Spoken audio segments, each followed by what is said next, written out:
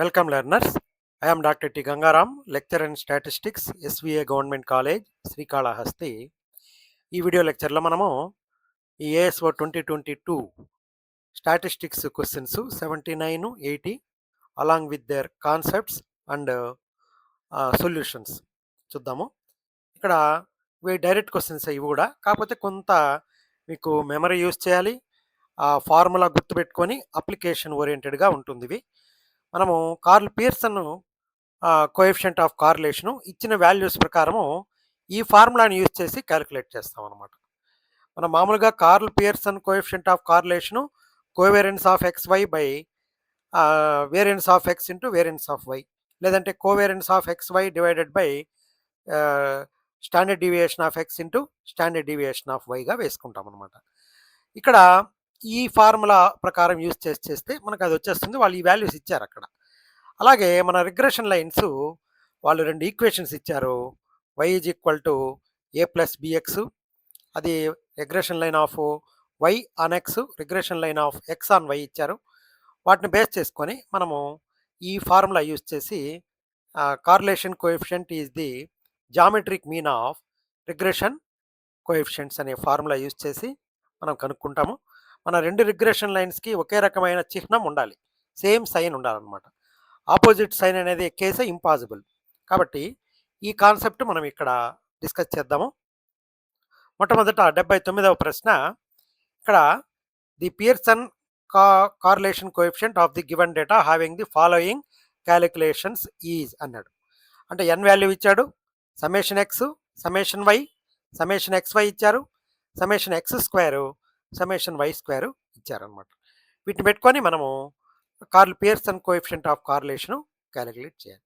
ఇప్పుడు కాన్సెప్ట్ ఏమంటే ఈ ఫార్ములా యూజ్ చేసి మనము డైరెక్ట్గా చేసేయచ్చు అనమాట. ఇక్కడ ఎక్స్ వై ఇచ్చారు కదా, సಮೇషన్ ఎక్స్ వై ఇచ్చారు, summation X, summation why N value ఇచ్చారు, సಮೇషన్ ఎక్స్ స్క్వేర్ ఇచ్చారు, సಮೇషన్ ఎక్స్ కూడా ఇచ్చారు. వీటన్నిటి జస్ట్ సబ్స్టిట్యూట్ చేస్తే మనకు కార్లేషన్ కోఎఫిషియంట్ వచ్చేస్తుంది.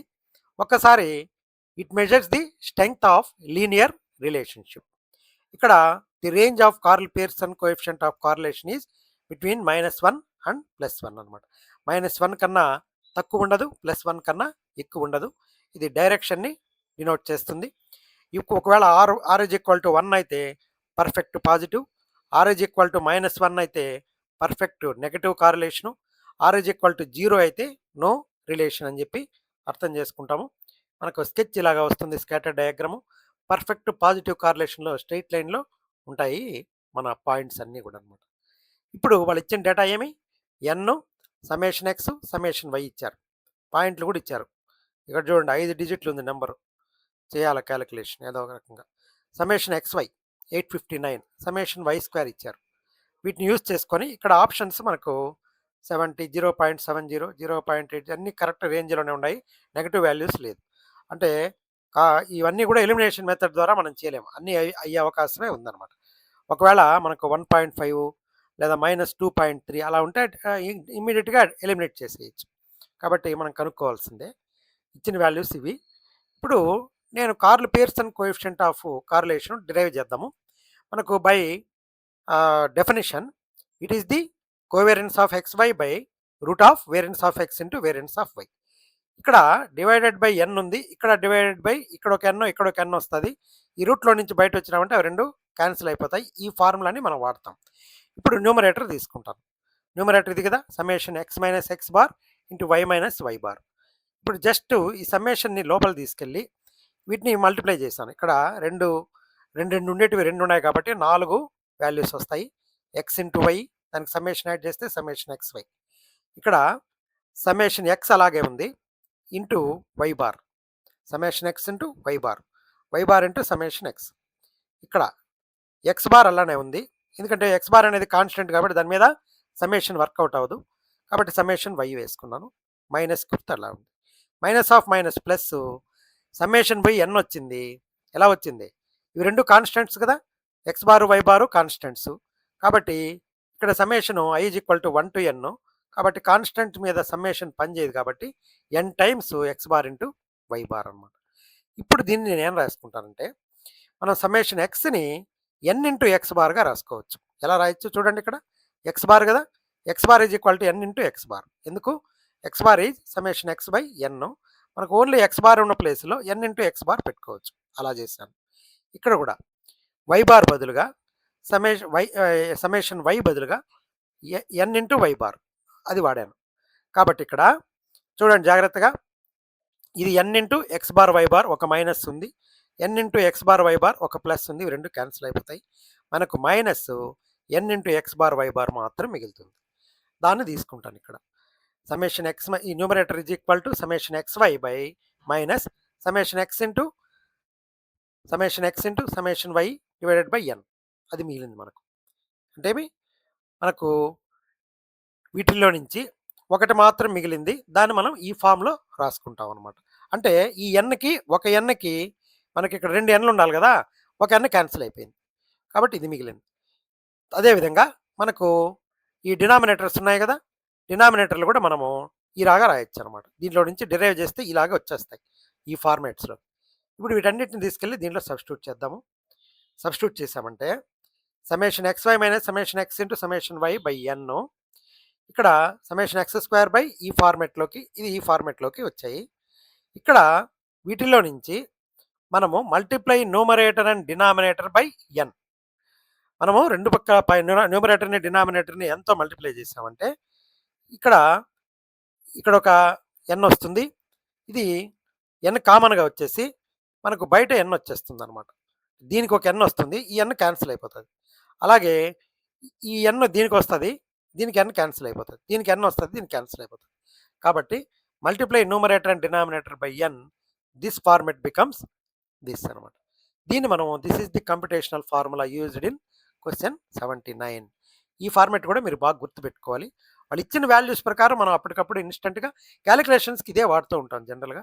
నేనైతే జనరల్గా summation x y minus X bar into why bar divided by root of standard deviation of x root of standard deviation of y వాడుతూ ఉంటాను అనమాట. కాబట్టి ఇచ్చిన వాల్యూస్ ప్రకారం మనం ఏ ఫార్ములా అయినా వాడచ్చు, వాడి మనము వాల్యూస్ కనుక్కోవచ్చు. ఇప్పుడు ఇక్కడ ఇచ్చిన వాల్యూస్ సబ్స్టిట్యూట్ చేస్తే న్యూమరేటర్లో 5 వస్తుంది. మనం ఎట్లా ఒకటే క్యాలిక్యులేటర్ లేకుండా చేసేదానికి ప్రయత్నం చేయాల్సిందే, తప్పదు. ఇక్కడ డినామినేటర్ రూట్ ఉంది, రూట్ లోపల జాగ్రత్తగా వేసుకుంటే 50 ఇంటూ 5 వచ్చేస్తుంది, 25 రూట్ 5 అనమాట. కాబట్టి న్యూమరేటర్లో 5, డినామినేటర్లో 5, ఆర్ ఈజ్ ఈక్వల్ టు 1. మనకి ఇచ్చిన ఆప్షన్లో ఆప్షన్ డి అనేది 1గా ఉంది. ఈ రకమైన పర్ఫెక్ట్ పాజిటివ్ కార్రిలేషను మనకు ఆన్సర్ అనమాట. Next 80th question, correlation from regression lines. మనకు 2 రిగ్రెషన్ ఈక్వేషన్స్ ఉంటాయి. ఆ 2 రిగ్రెషన్ ఈక్వేషన్స్ నుంచి 2 రిగ్రెషన్ కోఎఫిషియంట్స్ వస్తాయి. Regression coefficients of y on X, regression coefficient of X on y. ఇవి రెండు ఎలా వస్తాయి? వీటి రెండింటి యొక్క జామెట్రిక్ మీనే మనకు కార్రిలేషన్ కోఎఫిషియంట్ అవుతుంది. ఇది ప్రాపర్టీస్ ఆఫ్ రిగ్రెషన్ కోఎఫిషియంట్స్లో వస్తుంది అనమాట. ఇక్కడ r is equal to plus r minus root of b y x into b x y. Sign of r depends on sign of regression coefficient. ఏదైనా ఒక సైన్ ఒకటి ఉంటే ఇంకో దానికి ఖచ్చితంగా అదే సైన్ ఉండాలి. దీనికి మైనస్ ఉంటే దీనికి మైనస్ ఉండాలి, ప్లస్ అయిపోతుంది. దీనికి ప్లస్ ఉంటే దీనికి ప్లస్ ఉండాలి, మొత్తమే ప్లస్ అయిపోతుంది అనమాట. సేమ్ సైన్ ఉన్నప్పుడే ఆర్ గ్రేటర్ దాన్ 0 అవుతుంది. ఆపోజిట్ సైన్స్ అనేది ఇంపాసిబుల్. కాబట్టి బీవైఎక్స్ నుంచి బిఎక్స్వై నుంచి r is equal to root of b y x into b x y వస్తుంది అనమాట. ఇప్పుడు ప్రాబ్లం చూడండి, 80వ problem. The correlation coefficient from 2 regression lines, 2 lines of regression, y plus x is equal to 5 అని ఒకటి ఇచ్చాడు, y plus 2x is equal to 3 అని ఒకటి ఇచ్చాడు అనమాట. ఇక్కడ ఇది ఆన్సర్ అవుతుంది 0.707. ఇది కూడా మనము రూట్ లోపల వస్తాయి, మనం జాగ్రత్తగా చేద్దాం. ఇప్పుడు ఇచ్చిన regression lines y plus x is equal to 5, X plus 2x is equal to 3 options ఇవి ఇచ్చాడు. ఈ 2 రిగ్రెషన్ లైన్స్లో నుంచి మనం 2 రిగ్రెషన్ కోఎఫిషియంట్స్ డిరైవ్ చేయాలి. ఇప్పుడు మనకు by definition of regression line of y on x అనేది y is equal to A plus b y x into x అనమాట. ఇది regression coefficient of y on x అనమాట. దీంట్లో నుంచి మనకు బివైఎక్స్ అనేది covariance of X why by standard variance of x అనమాట. అది డెఫినేషన్. ఇప్పుడు స్లోప్ అనేది ఇక్కడ బివైఎక్స్. కాబట్టి దీనిలో నుంచి మనం ఏం ప్రిడిక్ట్ చేయొచ్చు అంటే it predicts y from x అనమాట. It can predict from the given values of X y. ఇక్కడ అదేవిధంగా regression line of X on y, x is equal to A plus b x y into y అనమాట. దీన్ని దీనిలో నుంచి b x y is equal to covariance of x y by variance of y అనమాట. ఇది ఏం predict చేస్తుంది? ఇది స్లోపు బిఎక్స్వై, ఇది it predicts x from y. కాబట్టి ఇది రిగ్రెషన్ కోఎఫిషియంట్స్కి సంబంధించిన సమాచారం. రిగ్రెషన్ కోఎఫిషియంట్స్ ఫార్మెట్ ఇలాగా ఉంటుందన్నమాట. మనము ఇచ్చిన ఈక్వేషన్స్ని ఇలాగ తెచ్చుకోవాలి. కాబట్టి ఇది regression line of y on X, regression line of X on y. ఈ రెండు కోఎఫిషియంట్స్ని మనం జామెట్రిక్ మీనే మనకు ఆర్ అవుతుంది. కాబట్టి మన మెమరీ ట్రిక్ గుర్తుపెట్టుకోండి, డిపెండెంట్ వేరియబుల్స్ కమ్స్ ఫస్ట్. ఇక్కడ వై అనేది డిపెండెంట్, ఇక్కడ ఎక్స్ అనేది డిపెండెంట్. డిపెండెంట్ వేరియబుల్ని ఇచ్చిన ఇండిపెండెంట్ వేరియబుల్స్ నుంచి మనం ఎస్టిమేట్ చేస్తాం. అది గుర్తుపెట్టుకోండి. వై ఆన్ ఎక్స్ అంటే బీవైఎక్స్, ఎక్స్ ఆన్ వై అంటే బిఎక్స్వై. అది గుర్తుపెట్టుకోండి. ఇప్పుడు మనం ఏం చేయాలంటే కన్వర్ట్ చేయాలి ఈక్వేషన్స్ ఇంటూ రిగ్రెషన్ ఫామ్. ఇప్పుడు y plus x is equal to 5 ఉంది కదా, దీన్ని y is equal to A plus b y x into ఎక్స్గా కన్వర్ట్ చేస్తాం. ఎలాగా? వై ఈజ్ ఈక్వల్ టు ఈ 5 విడి ఉంది కదా, ఎక్స్ ఆడిపోతే మైనస్ ఎక్స్ అయింది. ఇందులో మనకు ఇక జాగ్రత్తగా చూడండి, బీవైఎక్స్ ఏముంది ఇక్కడ? -1. ఇందులో నుంచి బీవైఎక్స్ ఈజ్ ఈక్వల్ టు -1. అదేవిధంగా రెండో ఈక్వేషన్ ఏమి? Y plus 2x is equal to 3 అని ఇచ్చారు. మనకు కావాల్సింది ఎక్స్, కాబట్టి 3 మైనస్ వై డివైడెడ్ బై 2. ముందుగా వైని ఆ పక్కకు పంపించేస్తాం, -y అవుతుంది. మళ్ళీ తర్వాత 2తో డివైడ్ చేస్తాం. ఇప్పుడు మనకు form of regression line of X on y ఏమి? X is equal to A plus b x y into y. మనం ఈ ఫార్మెట్లోకి తీసుకొని వచ్చాను. చూడండి, ఇక్కడ ఎక్స్ ఈజ్ ఈక్వల్ టు 3/2 అంటే 1.5, 1/2 ఇంటూ వై. మనకు కావాల్సింది ఏంది? ఈ 1/2 కదా, కాబట్టి బిఎక్స్వై ఈజ్ ఈక్వల్ టు -1/2.